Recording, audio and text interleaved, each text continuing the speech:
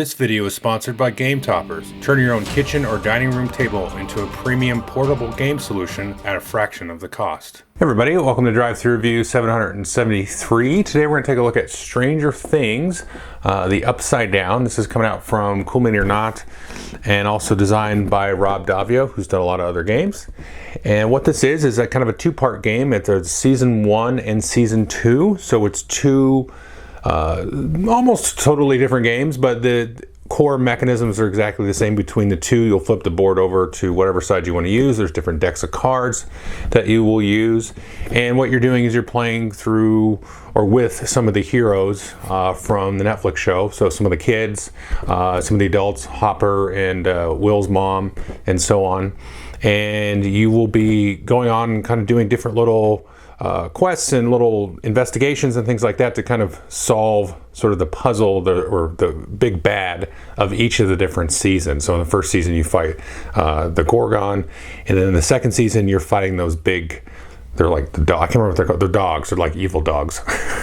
And so you're trying to beat those, and there's like the Vians and stuff like that in season 2 that you're trying to sort of beat back.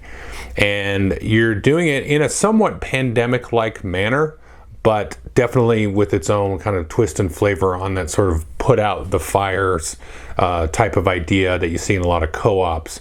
There's some nice little riffs on that, not to spoil the review part of it. But let's go down to the table. I'll kind of show you Season 2. I sort of assume that other reviewers will show Season 1. You know, as part of their walkthroughs, but also Season 2.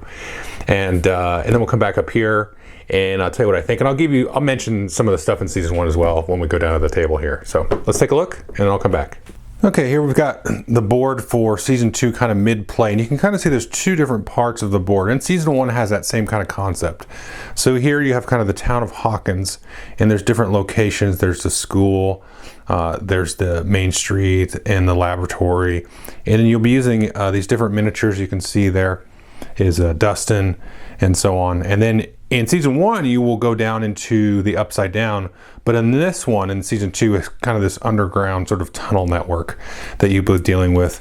And then these demi-dogs are going to be spawning in the case of this season, whereas in the Season 1 bad guy here, you won't see the demi-dogs, you'll just see the Demogorgon who kind of float around and cause all kinds of havoc. And in addition to the different sides of the board, you'll have these different decks of cards. So here we've got the Season 2 scene deck right there, and we've also got the Season 2 ally deck. So there'll be different allies. You know, some characters are in different seasons here. So here we've got in Season 2, we've got, of course, Bob, who doesn't appear until Season 2. And then we've got here Season 1 scene deck, and then a Season 2 ally deck. Now you'll always have a stack of item cards there that you'll be able to go and kind of search through and find. And then each player is also going to have a hand of these action cards. And these are simply cards with just a couple of icons, but mostly what you're interested in here are these numbers here. So these are going to kind of give you sort of elevated abilities and action points that you can use to kind of enhance sort of generic abilities. Now there's a couple other icons on here, so let's look and find one that has both of them. So for example, this one here, you can see this has the little walkie-talkie there, and then also this kind of danger icon. Now when you play a card with a walkie-talkie, if you play it in a space that has other characters with your other friends, you get a little bonus, so it's kind of a +1 to that action. So it kind of makes you want to group up for a little bit sometimes. And then this one here will force you to flip extra scene cards. So what happens after your turn is you take your actions, and actions in this case are like kind of forced, which I'll show you in a minute. But after you take your actions, you're going to look up here, and this happens on both seasons. There's this act track, and you can see there is a miniature for 11 there. Now you don't actually control 11 at all during the game, although there is like a downloadable player sheet where you can play as 11. I haven't checked that out yet. But you're going to use this figure to kind of track how far along you are in the game. You've got Act 1 and 2 and 3. And so when 11 starts the game off, she'll be here in Act 1 and Act 2, and you're going to draw at the end of every player's turn that number, 1, 2, or 3, of scene cards.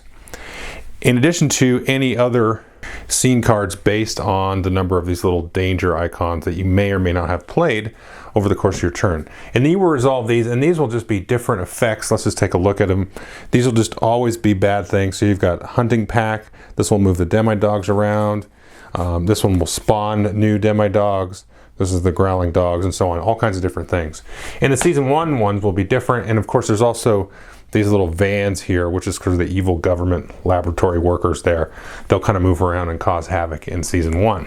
So you do your actions, and then you flip a certain number of season cards, and you have a different objective based on which season it is.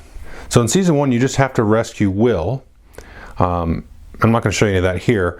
In season 2, you do have to rescue Will, and then once you do that, then you can go and close the big gate. So if you remember in season 2, they're opening kind of this portal to hell or to the upside down or some other dimension, right? So it kind of varies a little bit differently.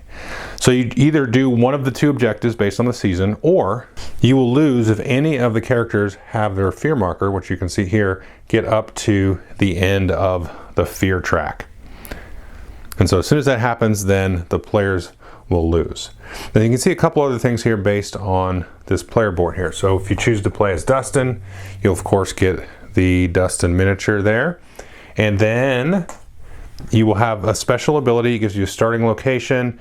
Most characters can move 1 space on their movement part, but Dustin can move 2. And then he has a special ability. You may move through locations with foes, because normally when you move into a spot that has a demi-dog or a van or a demogorgon, you have to stop movement. But he has the ability to move through it. Whereas here we can see Lucas. Lucas has the ability to start with a random item, and then other characters in your location may use your item instead of theirs. So there's a bunch of different characters you can see here that you can choose from there. And then the other thing here, speaking of the characters, you can have up to 2 items, and these you get for searching through the item deck. So in this case, I have a gasoline, which adds +2 to a fight, which I'll explain. And then you also have these allies here. So he's found Murray. You can have as many of those as you want. And these are just kind of like little extra special abilities that you can use during your turn and give you little bonuses and buffs and stuff like that. So you put those under your player board there. So on your turn, it's basically 2 phases. You move and then you take an action based on where you move to. Now you can only take the action if you move to a spot. So let's say Dustin moves here. He wants to do this to recruit an ally. He can only do that if there are no foes there. So if there was a demodog there, then he would be forced to take a fight action against one of the foes in that space. There could be more than one. But if he wasn't there, then you'd be able to do the action. You can see there's indicated little spots here. So here you can recruit an ally or get an item. Now if you move back over here, in this case you could do get an item +2. So when you move, you can always move 1 space, or in case of Dustin 2 spaces. But if you play action cards on your move, you will be kind of using them for your movement and not saving them for your action, but you can move extra spaces. So I could play this and move 2 extra spaces above my main movement and try to get to a better spot. But you don't have to do that. You don't have to spend an action card when you move. And then when you do one of the actions on the board here, which we'll look at, then you of course always have to spend at least 1 card, but you can spend multiple cards to do the actions. And so a lot of times you'll do what's called a contested action or an uncontested action. Now getting items, in this case that's uncontested. You're always going to get an item. Nothing's going to block you from getting it. But you might spend action cards to dig through the deck. So let's say here we're at this get item. We choose, instead of recruit ally, we try get item. We spend this card with 2. And so then that means we can draw 2 cards off the item deck here. We choose 2, pick 1, and shuffle the others back into the deck. Whereas if we did it here, we get an immediate +2 to whatever card we played with it. Now if we go look at here and we try to recruit an ally, that was what we would call a contested action there. So we'll zoom in just a tiny bit here. And what's going to happen is at the beginning of this game you can see this 2 here. So that means we're going to deal out 2 of those level tokens. And then after we recruit Steve, we might draw a new one. So we'll flip this one up and we're trying to recruit Max. She'll come with 2 tokens. Now, usually tokens always come in face down. At the top of the board in Hawkins, you always flip over the top token to start the game off. But there'll be other things that might put them face down, or in this case, you might have a new ally come out. So what you're going to do here in this case is you're going to play action cards and try to beat whatever this number is. So you play a certain number of action cards and then reveal, so now you need a 7 to do that. And those tokens can go from anywhere from 0 up to 5. And you can do certain things, like there's an investigate action on both seasons where you can go and look at any face down stack, whether it's in the upside down, the caves, or in Hawkins, and flip over the top one. So you get, at least you'll know there, okay, I know that's a 4, so the highest it could be is a 9, you know, and the chances of that being a 9 are probably not as much as it's, you know, probably to be a 7, which we just saw. So it gives you kind of a ballpark then. Now, if you succeed, you get equal to or greater, then you'll succeed the contested action, in this case, recruiting the ally. And there'll be some other actions which I'll show you. If you fail, you're going to lose fear, or sorry, gain fear, basically, in the difference. So if I play, let's say, 5 points worth of cards here, flip this up, then in that case, I would gain 2 points of fear. And then I would not be able to do that. Now, when you fail that, what you'll do is you'll randomly take one of these out. You'll shuffle these up. Sometimes the stack will be, you know, 4, 5, 6 tokens higher. You'll take one out, and then you'll put the other one back in. If there's one token, you're always going to succeed, no matter what, but you may still take fear. So you can say, oh, I'm going to succeed anyway, so I'll play a low action card to do this, and I flip it up, and I'm like, oh, okay, I played a 2. I'll still take the 1 fear in that case, but because it was 1 token, you're always going to succeed when you're doing any of these actions here. So that's kind of the recruit ally action. Now, if we go up here, we can see, look at this spot here, and you can see this says help 11, or get an item. So I can get an item there, or I can try to help 11. Now, 11 kind of exists as sort of a spirit in this game, in Season 1 and Season 2 so far. And these are the abilities that you can see on the side here that 11 has. And these are once per game abilities, and they're pretty powerful, and they have the same kind of thing on Season 1, but the abilities are different. So if we just zoom in a little bit here, let's just look at this top one, that friendship one. It says reset 2 characters' fear tracks back to the start. So you say, okay, we're getting really close to fear, you know, somebody losing the game, and there's not really a good way to kind of go and do what's called a calm down action. There's some spaces that will allow you to calm down that you can spend action cards to reduce your fear, but maybe they're in a place where they want to fight, and you want to just trigger this on your turn because you're not, you know, near them, that kind of thing. And so you'll play cards again trying to beat these tokens. So flip these up. So okay, that's a 6. So hopefully you played at least a 6, and then you can trigger that, and then these will go away, and then this ability is then gone for the remainder of the game. Now, speaking of the Demi-Dogs, if you were going to fight a Demi-Dog, and it works very similar with the Demigorgon on the other side, is you will choose a stack that's kind of like the Demo-Dog's like health/combat. So let's say I was in this spot trying to fight one of these here. So we're going to look over here to the side, over here, and you would choose one of these stacks. And sometimes these stacks will grow, different effects from the season cards will do different things. And so you'll choose a stack and you'll say, okay, I'm going to fight that, and that's representing that Demo-Dog that you're fighting. So if I looked at this, I don't know what's on here. This is a smaller stack, a shorter stack than these. It has a 2 on top, which is also the lowest number, so I'll probably pick that. And let's say I played, who knows, 8 points worth of action cards, right? I play my cards, I saved them up. So we're going to flip this up here. So there's 5, and that's a 0, so we got lucky there. So we would beat that. This would go away, and in this case, the Demo-Dog that we defeated would go off the board, and then it may come back on from season cards and that kind of thing. So you're going to try to beat those Demo-Dogs down. Now, in Season 1, there are these tokens which don't get shuffled into anything in Season 2. The strength of these is equal to the number of stacks that are in the Demigorgon space, and this is actually, and he's a much bigger space. I think you can get 6 or 8 stacks total in there, because even though there's empty stacks in that one, they may start to create some new stacks. So you need to kind of beat these down, because these will end up, they'll start in the rescue will spaces, but then they'll get kind of shuffled out and shuffled back in, so they could start to appear anywhere on the board. So that's kind of an unknown. So if a stack has one of these, then its strength could be any kind of number of things. So you do want to kind of try to keep these stacks down like so, especially on Season 1. Because in Season 2 even, there will be cards that kind of trigger off the number of Demo-Dog stacks and so on. The other thing you want to try to do here is remove these vines, because in Season 2 there'll be fear effects that happen based on the number of different vines that are out here.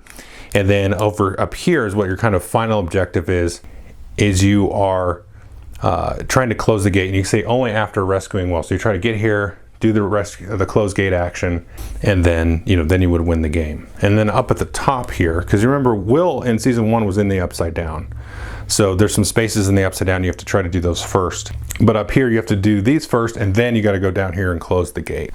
And that's pretty much how you play the game. Just one other kind of example here of how the kind of spaces on the board will all kind of interact. When you go down here to the gate, in addition to the stack that it has, it's also going to have strength equal to the number of spaces with stacks on vines. So we're going to add additional +2 there, but we've removed this one here, so it kind of weakens the gate once you start to weaken the vines. And like I said, there's cards that will come out, season cards that will trigger off the vine stacks and sometimes off the rescue will stacks and so on. So you have to kind of try to piece together and figure out how all of these different things are kind of interacting and so on. The last thing I haven't mentioned, I talked about calming down, which will reduce your fear. The other thing here is you'll see stacks here on the laboratory. This is the exact same in Season 1 and Season 2. And once you start to unlock these stacks, you can start to ignore these icons here that you play. Because at the start, you're like, I don't really want to play those because we're going to trigger more of those season effects, which are bad.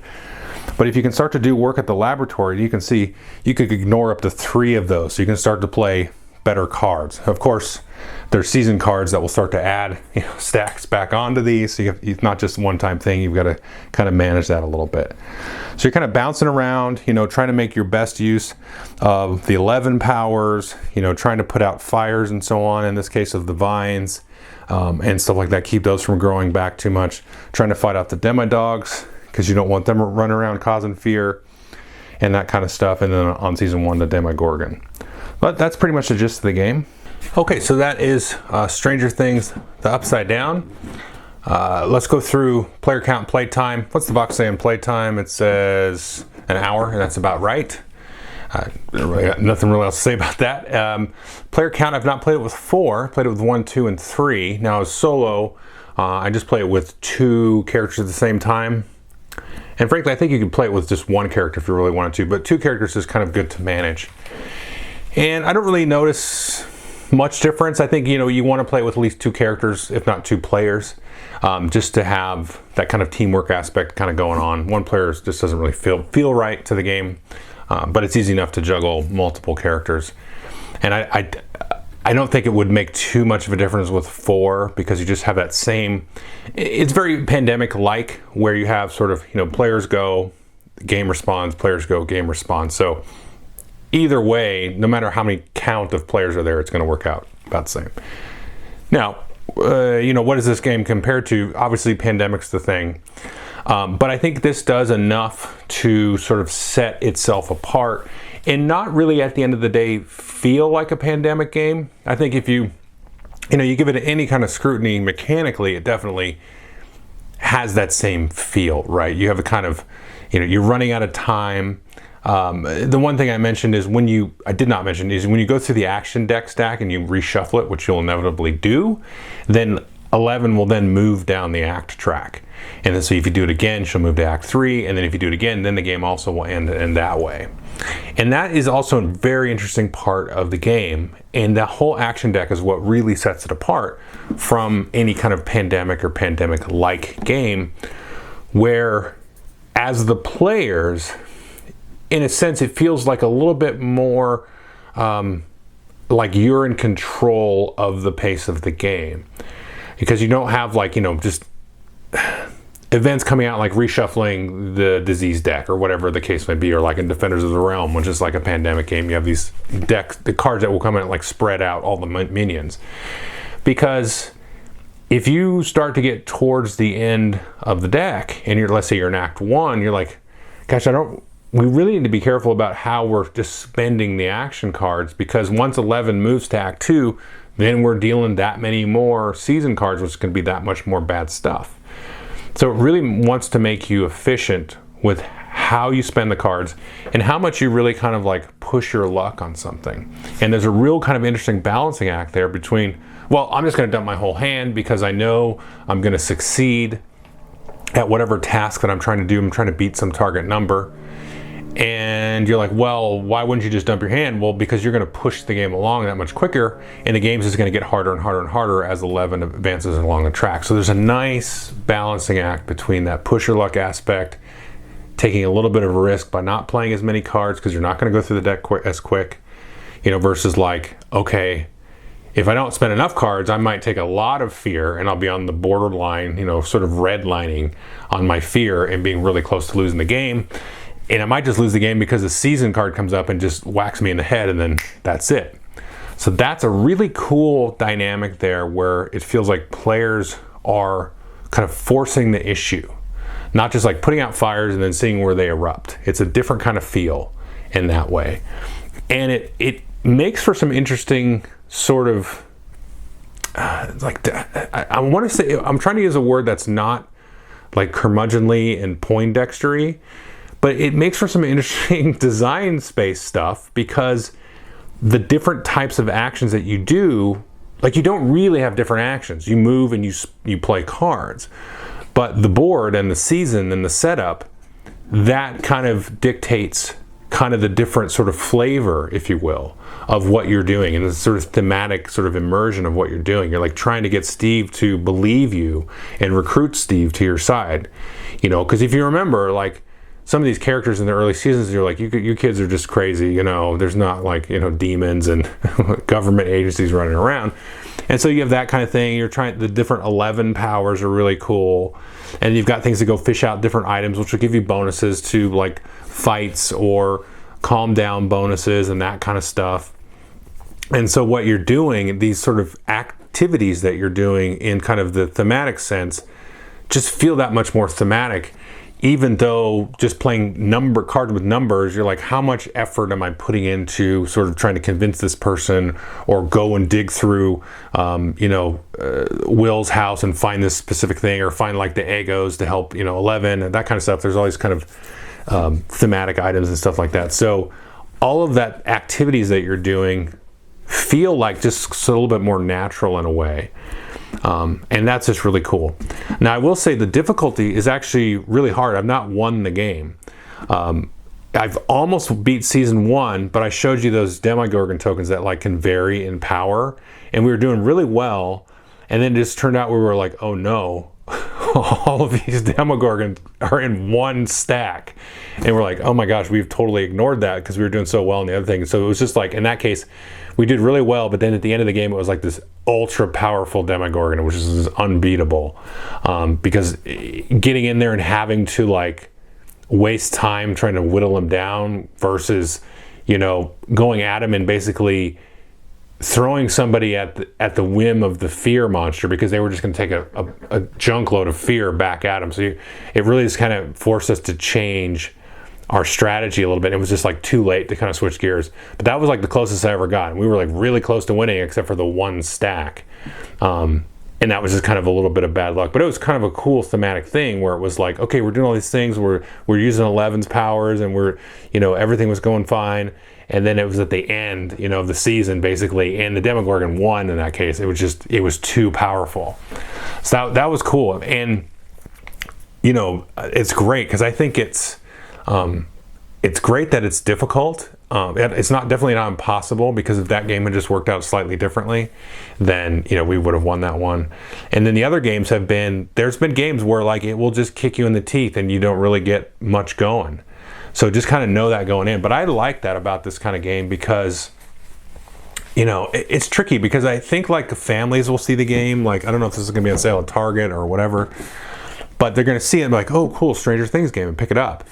And it's very intuitive and easy to play. I think the rule book's great, and I love how there's the seasons, and but they're going to get their faces caved in by the game. And so you just know that going in, and I think that's okay. Like, to me, it's not unbeatable. It is on the difficult side of a co-op. And this, though, fits right into that. I say every year, if you watch this channel, there's always like that one kind of pandemic style, lighter style game that comes out. I'm like, this is really cool. I love to have this kind of game in my sort of repertoire, either to play like with the family or that kind of thing, or just break out and play solo, play quickly. Like I said, it plays in an hour. It's great to have that kind of like little sort of mini puzzle to solve. And this fits the bill 100%. Some of the pandemic offshoot games, like the Star Wars Clone Wars one, is a good one. Forbidden Island is like a little bit lighter, but that whole series, Forbidden Island, Forbidden Desert, that's a nice little sit down puzzle to solve, play with a family, play it by yourself. You can just break it out. There's not a lot of setup. This is right in that vein, but it's a little bit more on that difficult side, which is really neat. And like I kind of alluded to earlier, with all the kind of sort of organic actions that come off the board, because you're not like strictly, these are the 6 different actions you can do and that's what you can do. It's like, well, let's see what season 3 and 4 have, let's say, and those actions will be a little bit different. There'll be some similar ones, right? But I like that it has the difficulty and that sort of thematic immersion where the gist of the game is the same between the 2 seasons, but what you're trying to do and what you're sort of reacting against feels very different. And that's kind of a really cool, I think, achievement in the game. And I could see people just playing, I don't know which season is more difficult, because I feel like season 1 is the easier season because I've gotten close to beating that one, but I don't really know. Season 2 I've gotten close as well. I don't feel like I got as close as season 1, but it feels like a little bit more manageable for some reason.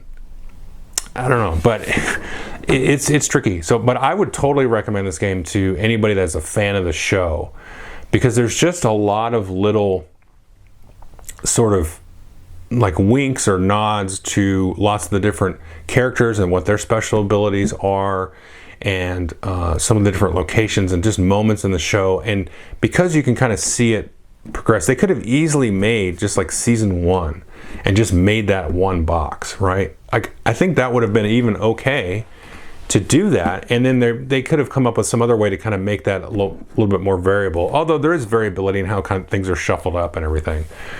But because you have both seasons, that's just a really cool concept, and I'm glad they do that, because it kind of feels like you're getting 2 games in one. And they're not that different, but they're different enough that it feels like 2 different games. Like you got a game and an expansion all in this one box. So I do know I've seen some talk online that they are thinking of doing, like, I don't know if it's going to be like a trilogy, because you've got, like, you could have 3 and 4 in a box, and then 5 and 6. I think that's because they're up to season 5, right? Not Game of Thrones, Stranger Things.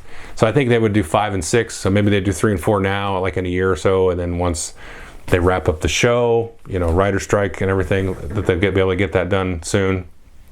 But that'd be cool to have like a little trilogy of Stranger Things games. That would be really fun to kind of play through the whole saga and everything. But yeah, it's just really neat. Like, I mean, just little details. Like you got the vans in season 1. They don't really harm you, but they kind of get in your way. They're just always irritating you. And then the Demogorgons just showing up all over the place and just doing like fear bombs everywhere. And then in season 2, you got dogs and vines and all kinds of stuff just kind of happening. Like the board's like a little bit more frenzied and chaotic that way. Yeah, it's just really cool. I definitely recommend it. From a gameplay perspective, and if you're a Stranger Things fan perspective, 100%. It's just really hard, but I think that's good. So, thanks.